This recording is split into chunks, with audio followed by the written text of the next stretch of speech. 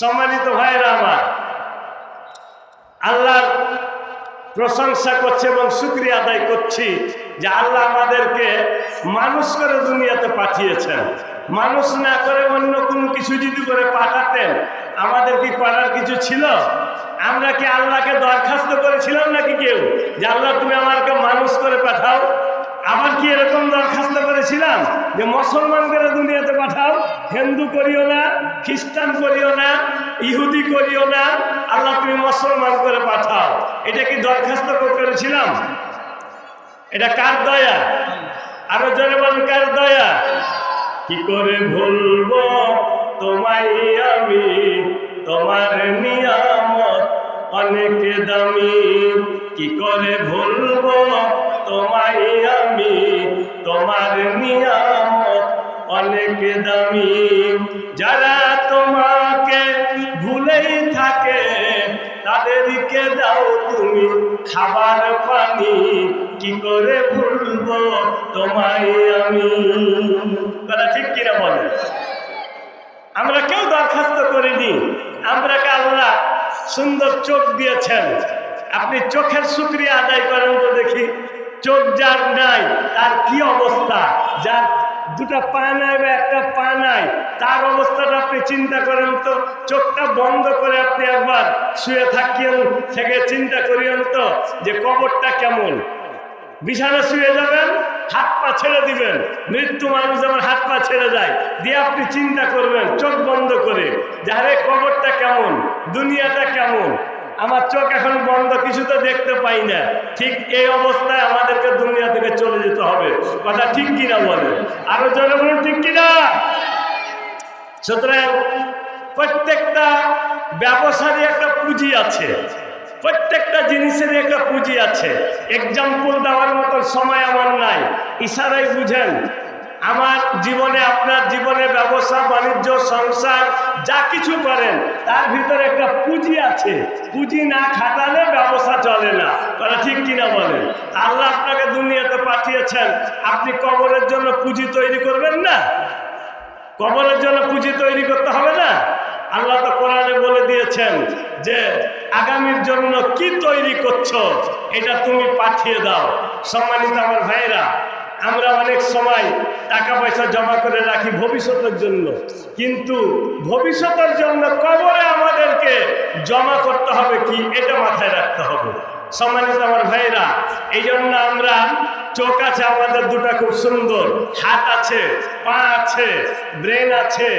আমরা আল্লাহ শুকরিয়া আদায় করি, বলুন আলহামদুলিল্লাহ। আরো জোরে বলুন আলহামদুলিল্লাহ। দরুদ ও তাসলিমাত বর্ষিত হোক বিশ্বনেতা বিশ্বনবী সাইয়্যিদুল মুরসালিন খাতামুন নবীন মুহাম্মদুর রাসূলুল্লাহ সাল্লাল্লাহু আলাইহি ওয়াসাল্লামের উপর আল্লাহর অগণিত রহমত আমাদের প্রতি নাজিল হোক, আল্লাহুম্মা আমিন। আমরা কি নবীকে দেখেছি?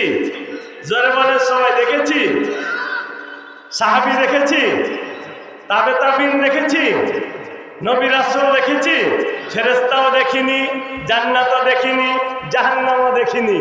আমরা না দেখে বিশ্বাস করে চোখের পানি ছেড়ে ৫ ওয়াক্ত নামাজ পড়ি। সুতরাং আমাদের ঈমান অত দুর্বল নয়। যারা বলে যে আমাদের ঈমান দুর্বল, এটা ভুল কথা। আমরা ঈমান দুর্বলের মানুষ না, আমরা আমাদের সবল। আমরা সব কিছু না দেখে বিশ্বাস করেছি। কথা ঠিক কিনা বলেন? ভাইরা আমার, মা আমার, বোন আমার, কান লাগিয়ে শুনেন। আমরা কবরের আযাব দেখিনি, জান্নাতও দেখিনি, জাহান্নামও দেখিনি, ফেরেশতাও দেখিনি, নবী রাসূল দেখিনি, কিছুই দেখিনি। না দেখে আল্লাহকে বিশ্বাস করেছি, ৫ ওয়াক্ত নামাজ পড়ি, মরণের জন্য প্রস্তুতি গ্রহণ করি। ও ভাইরা আমার, দুনিয়াতে আল্লাহ আমাদের জন্য একটা আদি পিতা তৈরি করেছিলেন, নাম হলো আদম আলাইহিস সালাম। কি নাম বললাম? আদম আলাইহিস সালামকে আল্লাহ তৈরি করলেন। লম্বা কথা ছোট্ট করে বলবো। আদমের বাম পাশে হাড্ডি থেকে আবার আমাদের মা হাওয়াকে তৈরি করলেন। দুইজনের সংমিশ্রণের ফলে দুনিয়াতে মানুষ আসতে লাগলো। আস্তে আস্তে আস্তে আজ পর্যন্ত পৃথিবীতে কোটি কোটি মানুষ হয়েছে, কথা ঠিক কিনা? ও ভাই আমার, মা আমার, বোন আমার, খেয়াল করেন, আদমকে আল্লাহ তৈরি করেছিলেন, তার বাবা ছিল না, তার মাও ছিল না। আদমকে আল্লাহ নিজে হাতে তৈরি করেছিলেন, নিজে এক মাটির পতলা তৈরি করে ওখানে ফু দিয়ে রুহ দিয়ে দিলেন, আদম জিন্দা হয়ে গেল। খালাকাল আদামা আলা সুরাতিহি সিত্তুনা জিরাইন, 60 গজ ছিল লম্বা, 120 হাত। জোরে বলুন সুবহানাল্লাহ, বলুন লা ইলাহা ইল্লাল্লাহ, লা ইলাহা সুবহানাল্লাহ, আলহামদুলিল্লাহ, লা ইলাহা ইল্লাল্লাহ, লা ইলাহা ইল্লাল্লাহ, মুহাম্মাদুর রাসূলুল্লাহ। বারবার আদমকে আল্লাহ এভাবে তৈরি করলেন। আমরা দুনিয়াতে এসেছি আমাদের আব্বা আম্মার মিলনের ভিতর দিয়ে দুনিয়াতে আমরা এসেছি, কথা ঠিক কিনা বলেন? কিন্তু আল্লাহ এই ব্যতিক্রম সৃষ্টি করলেন ঈসা আলাইহিস সালামকে। কি নাম বললাম? ঈসা আলাইহিস সালামকে আল্লাহ ব্যতিক্রম সৃষ্টি করলেন। বড় লম্বা কথা ছোট্ট করে বলবো, মুখতাসার করে শোনেন আমার ভাইরা। ঈসা আলাইহিস সালামের মায়ের নাম হলো মারিয়াম। মারিয়ামের নামে আল্লাহ একটা সূরা নাযিল করেছেন, সূরাতুল মারিয়াম। বাবা মারিয়ামের বিয়ে হয়নি, বা মারিয়াম বাইতুল মুকাদ্দাসের খাদেম ছিলেন। ও ভাইরা আমার, বাইতুল মুকাদ্দাসের খাদেম ছিলেন। হঠাৎ করে আল্লাহর হুকুমে তার পেটে বাচ্চা চলে আসলো। মরিয়ম কিছুদিন যেতে না যেতে অনুভব করতে পারলেন আমার পেটে বাচ্চা। মরিয়ম চিন্তা করতে লাগলেন, আমার বিয়ে হয়নি, স্বামী নাই আমার পেটে বাচ্চা। মা বোন খেয়াল করেন, স্বামী ছাড়া আমার পেটে বাচ্চা। আমি হলাম ইমরানের মেয়ে, বাইতুল মুকাদ্দাসের খাদেম। মানুষের কাছে আমি কি বলে মুখ দেখাবো? বড় চিন্তায় থাকে আমার ভাইরা। আস্তে আস্তে পেটটা বড় হয়ে গেল, মানুষের জানাজানি হয়ে গেল, মরিয়মের বাচ্চা হবে। মানুষজন আসে আর মরিয়মকে তিরস্কার করে, বিভিন্ন জন বিভিন্ন কথা বলে। বলবে কি বলবে না বলেন? যেহেতু বিয়ে হয়নি, পেটে বাচ্চা হয়েছে, এই জন্য যার মনে যা লাগে সেইভাবে কথা বলে। মারিয়াম আল্লাহর কাছে কান্নাকাটি করে, আল্লাহ কি ব্যবস্থা তুমি করলে? এমন এক ব্যবস্থা তুমি করেছো গো আল্লাহ, আমার বিয়ে হয়নি, পেটে বাচ্চা দিয়ে দিয়েছো, মানুষের কাছে আমি মুখ দেখাতে পারি না। আল্লাহকে যারা বেসেছে ভালো, দুঃখ কি আর তাদের থাকতে পারে? হতাশা কি আর তাদের থাকতে পারে? বলেন, আল্লাহকে যারা বেসেছে ভালো, দুঃখ কি আর তাদের থাকতে পারে? হতাশা কি আর তাদের থাকতে পারে?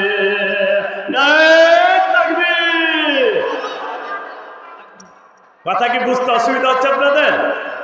আমার ভাইয়েরা, খুব লম্বা কথা, ঘন্টার পর ঘন্টা আলোচনা করলো, শেষ হবে না। সংক্ষেপ করে মূল কথা বলার দিকে আসবো। আমার ভাইয়েরা, মনের দুঃখে মারিয়াম বাড়ি থেকে বেরিয়ে চলে গেলেন মাঠের ভিতরে। আমার বাচ্চা হওয়ার সময় হয়ে গেছে। মাঠের ভিতরে যে একটা শুকনো খেজুরের গাছের তলায় বসে আছে। আমার আল্লাহ বলেন, মারিয়াম রে, এই শুকনো খেজুরের গাছের নিচে এসে বসেছ, আমি আল্লাহ তোমার প্রতি দয়া নাজিল করে শুকনো গাছে খেজুরের ব্যবস্থা করে দিলাম। করতে পারে না বলেন? আচ্ছা বলেন তো, এখন জমিতে কয় মণ করে ধান হয়? প্রায় 40 মণ। 40 মণ ভুট্টা হয়, 40 মণ ধান হয়। আগে কি এটা হতো? এটা বরকত কে দিয়েছে? জেরওয়ান কে দিয়েছে? জমজমের পানির ব্যবস্থা কে করেছিল? পায়ের গুতাতে কোনোদিন জমজমের পানি হয়? এটা কার দান? আল্লাহু আকবার। এই পায়ের গুতা দিয়ে পানির ব্যবস্থা করেছেন, এরকম ঘটনা 3টা আছে। সম্মানিত আমার ভাইয়েরা, সেদিকে আমি যাচ্ছি না। দেখেন, শুকনা গাছে খেজুর চলে আসলো, পাকা পাকা খেজুর। হঠাৎ করে প্রসব বেদনা আরম্ভ হয়েছে, হঠাৎ করে প্রসব বেদনা আরম্ভ হয়েছে, বাচ্চা হয়ে গেল।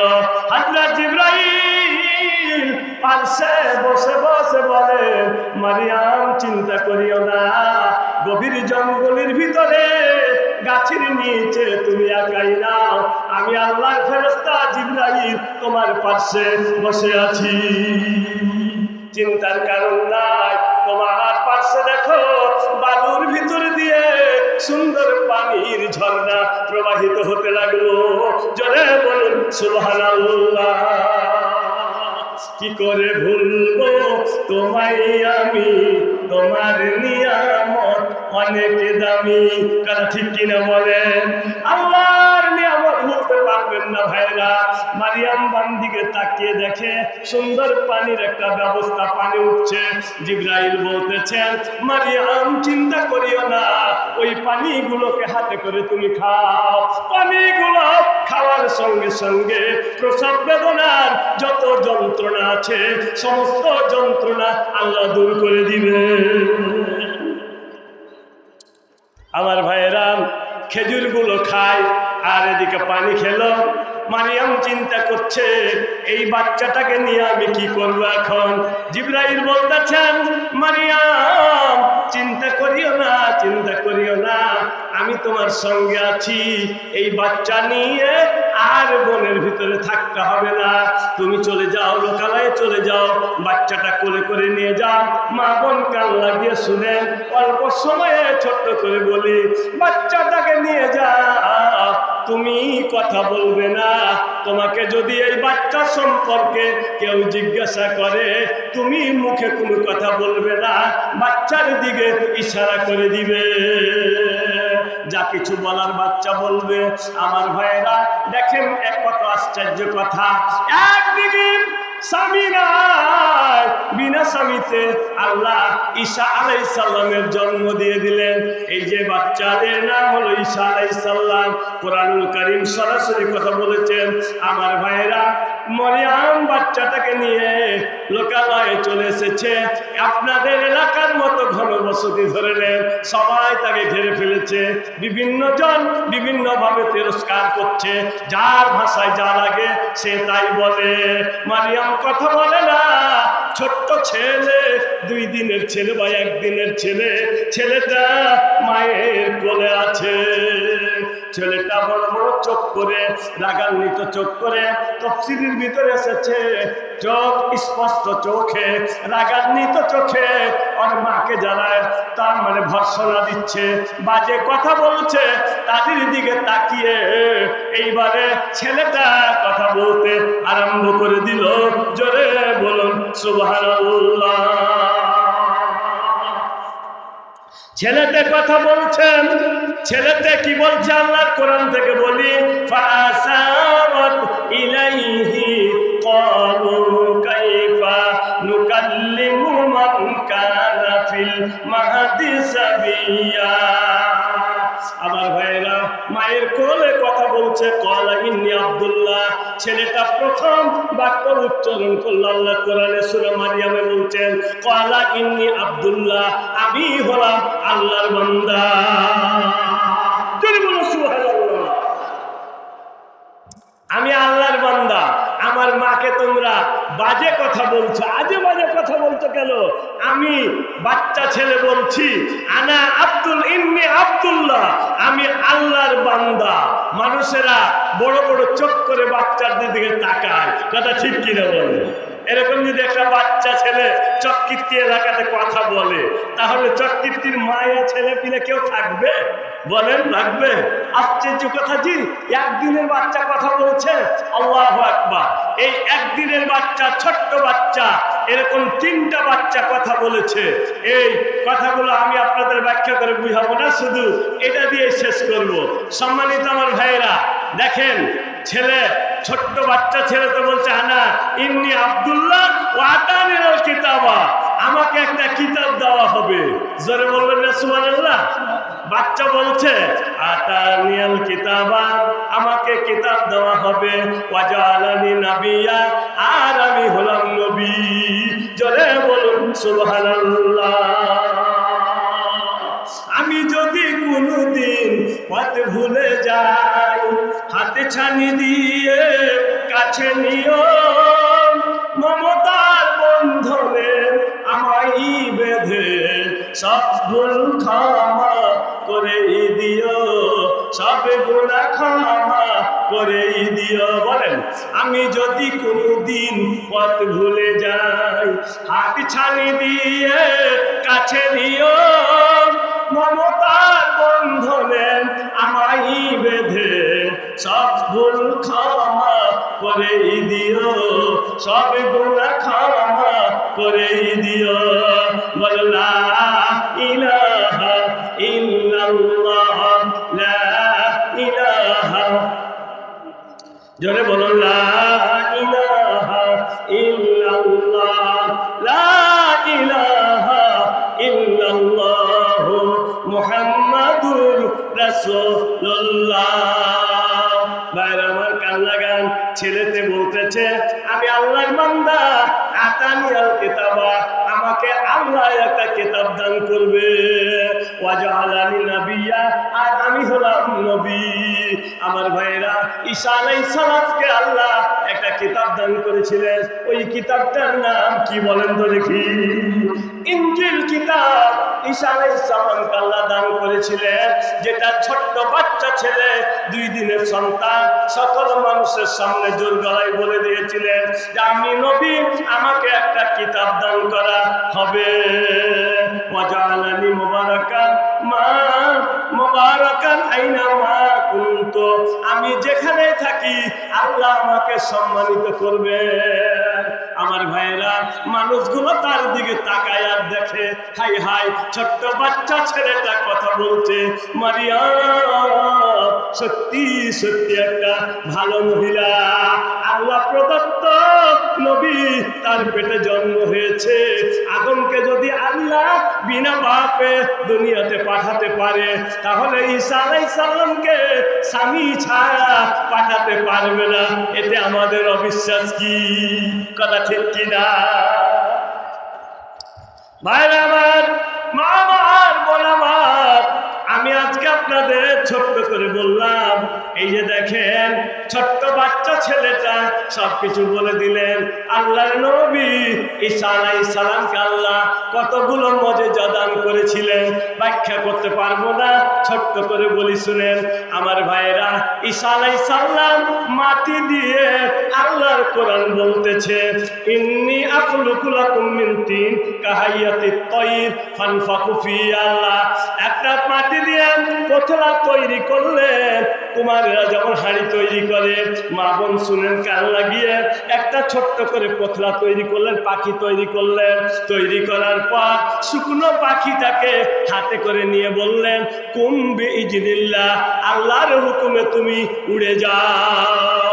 হাতের শুকনো ওই মাটির পুতুলটা পাখি হয়ে উঠতে লাগলো। জোরে বলবেন না সুবহানাল্লাহ। পাখি হয়ে উঠতে লাগলো।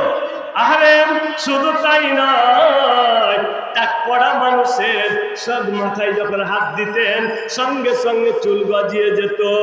ফুলের ব্যারামের লোক দেখতে ভালো লাগে না, সাদা সাদা হয়ে থাকে। এই রোগটা সেই সময়ে বেশি ছিল। ঈসা আলাইহিস সালাম যখনই ওই তার শরীরে হাত দিতেন, সঙ্গে সঙ্গে তার অসুখটা ভালো হয়ে যেত। আল্লাহ বলেন উহিল মাউতা বিইজনিল্লাহ, মৃত্যু মানুষকে তিনি জীবিত করতে পারতেন। পৃথিবীতে এই ক্ষমতা আল্লাহ কাউকে দেননি। ঈসা আলাইহিস সালামকে দিয়েছিলেন। মৃত্যু মানুষের সামনে দাঁড়িয়ে বলতেন, কুম বিইজনিল্লাহ, আল্লাহর হুকুমে দাঁড়িয়ে যাও, জীবিত হয়ে যাও। আল্লাহর হুকুমে মৃত্যু মানুষটি জিন্দা হয়ে যেতে। দেখেন কি আশ্চর্য কথা, সবগুলো আশ্চর্য। এখানে নয়, শুধু এখানে না, আরো একটু আগে চলেন। উনাব্বিউকুম বিমা তাকুলুন, আপনি আগামীকাল গতকালকে কি খেয়েছেন অথবা আজকে কি খেয়ে এসেছেন তিনি বলে দিতে পারতেন। এটা কি কেউ পারে? আমি কি খেয়েছি আজকে সকালে আপনি বলতে পারবেন? কি দিয়ে আমি রুটি খেয়েছি এটা বলতে পারবেন? ঈসা আলাইহিস সালাম বলে দিতেন, একেবারে সুন্দর করে বলে দিতেন যে তুমি কি দিয়ে ভাত খেয়েছো, কি দিয়ে রুটি খেয়েছো। শুধু কি তাই, তোমার বাড়িতে কি জমা আছে, কুঠিতে কি জমা করে রেখেছো, শস্য আছে না, ধান আছে না, গম আছে, তোমার বাড়িতে টাকা কোথায় আছে, কতটি টাকা আছে, তিনি সব বলে দিতে পারতেন। জোরে বলবেন না সুবহানাল্লাহ? এটা আমার কথা নয়, এটা কোরআনের কথা। আল্লাহ কোরআনে বলে দিয়েছেন। সম্মানিত ভাইয়েরা আমার, আজকে আপনাদের মাহফিল, এই মাহফিলে এতক্ষণ লোক ছিল না, এতক্ষণ এসেছে লোক। আপনারা একবার কালেমাটা পড়েন, আর যারা এখনো দাঁড়িয়ে আছেন চলে আসেন তো। আমি কথা আরম্ভ করেছি, কিছুক্ষণ কথা বলেই আমি আমার দায়িত্ব পালন করব। একবার অন্তর খোলসা করে, মনটাকে উজাড় করে কালেমা পাঠ করেন। কালেমা লা ইলাহা ইল্লাল্লাহ, লা ইলাহা ইল্লাল্লাহ, লা ইলাহা ইল্লাল্লাহ, মুহাম্মাদুর রাসূলুল্লাহ। ও ভাই আমার, ঈসা আলাইহিস সালামের মুজিজার কথা বলেছি, আমার নবীর একটা মুজিজার কথা বলবো, বলার পরে আপনাদের গোরস্থানের কথা বলবো ইনশাআল্লাহ। কান লাগিয়ে শুনেন গো। আল্লাহর নবী মুহাম্মাদুর রাসূলুল্লাহ, সবাই বলেন সাল্লাল্লাহু আলাইহি ওয়াসাল্লাম, মসজিদে নববীতে এইভাবে সবাইকে নিয়ে বসে আছেন। আমার ভাইরা, নবী বয়ান করছেন, কান লাগিয়ে শুনেন, কিন্তু মুখ দিয়ে আওয়াজগুলো জোরে হচ্ছে না। ক্ষুধার যন্ত্রণায় আওয়াজ জোরে হয় না। পেটে যদি খাবার না থাকে, ক্ষুধা থাকে, কথা বলা যাবে না। কি বলেন তো দেখি? কথা বলা যাচ্ছে না। মা বোন কান লাগিয়ে শোনেন। এই অবস্থাতে হযরত আবু তালহা মসজিদ থেকে বের হয়ে চলে আসলেন। হযরত আনাস থেকে হাদিসটা বর্ণিত। আমার ভাইয়েরা, হযরত আবু তালহা বাড়ি এসে বিবিকে বললেন, ও বিবি, বাড়িতে কোনো খাবার আছে কিনা? বলে কি ব্যাপার? বলে নবী মসজিদে বসে বয়ান করছেন, কিন্তু আওয়াজগুলো অত্যন্ত ক্ষীণ, মনে হচ্ছে নবী কতদিন থেকে খাইনি, না খেয়ে আছে। নবীর জন্য কিছু খাবার যদি থাকে একটু খাবারের ব্যবস্থা করে দাও। আবু তালহার স্ত্রী উম্মে সুলাইম বলতেছেন, স্বামী বাড়িতে খাবার নাই, মাত্র কয়েকটা ছোট ছোট রুটি আছে। বুঝতে অসুবিধা হচ্ছে আপনাদের? মাত্র কয়েকটা ছোট্ট ছোট্ট রুটি আছে, এই রুটি ছাড়া আর কিছু নাই। আমার ভাইয়েরা, এই রুটি আবু তালহা বললেন, ও উম্মে সুলাইম, রুটিটি নিয়ে আসো। হযরত আনাসকে ডাকলেন, নবীর গোলাম হযরত আনাসকে ডাক দিয়ে বললেন, আনাস শোনো, আনাস শোনো গো। এই আওয়াজটা খুব ছান ছান করছে করে, একটু কমিয়ে দাও তো। একটু কমা, বেশি না। ইকো বোধহয় খুব বেশি দেওয়া আছে। জি, খেয়াল করেন, খুব বেশি কমায়েন না আবার। সম্মানিত আমার ভাইয়েরা, ঠিক আছে, এখন ঠিক আছে। আমার ভাইয়েরা, ঠিক এমনই সময়ে এমনই অবস্থা হযরত আনাসকে ডাকলেন, আনাস তুমি একটু শোনো।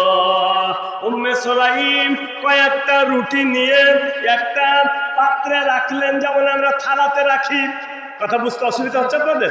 থালাতে যেমন রাখি রেখে দিলেন, দিয়ে একটা চাদর দিয়ে রুটিটাকে ঢেকে দিলেন, দিয়ে আনাসকে বলেন, আনাস এই কাপড়ের এক অংশ দিয়ে রুটিটাকে ঢেকে দিলাম, আর একটা অংশ তোমার শরীরে পেঁচিয়ে নাও, দিয়ে তুমি গোপনে গোপনে চুপি চুপি নবীকে রুটিটা দিয়ে আসো। বাইরে যেহেতু যাবে ঢেকে নিয়ে যাও। আমার ভাইয়েরা, খাবার কোনো জায়গায় নিয়ে গেলে এই জন্য ঢেকে নিয়ে যেতে হয়, বাড়িতে রাখলো ঢেকে নিয়ে রাখতে হয়। রাতের অন্ধকারে খাবার পানি যা কিছু রাখে ঢেকে রাখতে হবে, এটা নবীর আদেশ। কথা ঠিক কিনা? ভাই আমার, হযরত আনাস রুটিটি নিয়ে মসজিদের গেটে যে দাঁড়িয়েছেন, আল্লাহর নবী বসে আছেন, বয়ান করছেন। ওখান থেকে বলে, আনাস তোমাকে কি আবু তালহা পাঠিয়েছে নাকি? আনাস বলতেছেন, নবী কিভাবে জানলো গো আমাকে পাঠিয়েছে? আনাস বলতেছেন, হুজুর আবু তালহা পাঠিয়েছেন। বলে, তোমাকে কি কিছু রুটি দিয়ে পাঠিয়েছে? হযরত আনাস বলেন, হুজুর হ্যাঁ, আমাকে কয়েকটা রুটি দিয়ে পাঠিয়েছে। আল্লাহর নবী বলেন, আনাস রে, রুটিটি নিয়ে তুমি বাড়ি চলে যাও, আবু তালহাকে দিয়ে দাও, উম্মে সুলাইমকে দাও, আমি আসতেছি। না আসা পর্যন্ত রুটিটি যেন উদাম না করে, ঢাকা থাকবে, আমি এসে রুটিটা উদাম করব। জোরে বলুন সুবহানাল্লাহ। হে রাসূল, তোমাকে ভুলি আমি কেমন করে? আপনাদের অসুবিধা হয় বলতে? হে রাসূল, তোমাকে ভুলি আমি কেমন করে? হাজারো ব্যথা বেদনার পরে ফিরে আসনি তুমি আপন ঘরে, দিনের আলো তুমি ছড়িয়ে দিতে চলে গেলে মদিনায় মক্কা ছেড়ে।